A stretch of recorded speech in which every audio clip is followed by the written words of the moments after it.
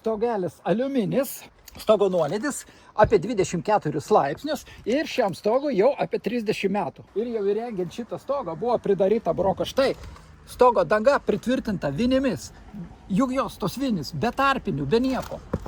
Taip pat ir skilių yra štai ir jų čia yra nemažai.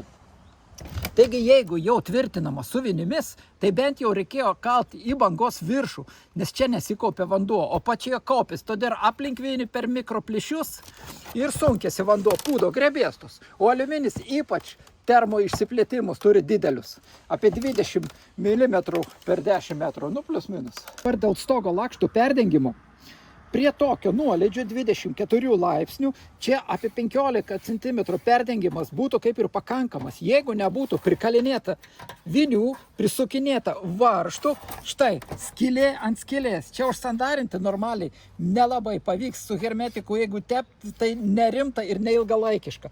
Todėl išsilankstysime tokias juostas pagal stogo dangos profilį ir sumontuosime perdengime. Darom tokias štai juostas iš aliuminės skardos ir čia jau esam pasidarę. Štai taip montuojame papildomas skardos juostas. Tai tos skylis nuo varžtų, kur buvo persukta klaidingai. Čia ant viršutinio lapo skylė.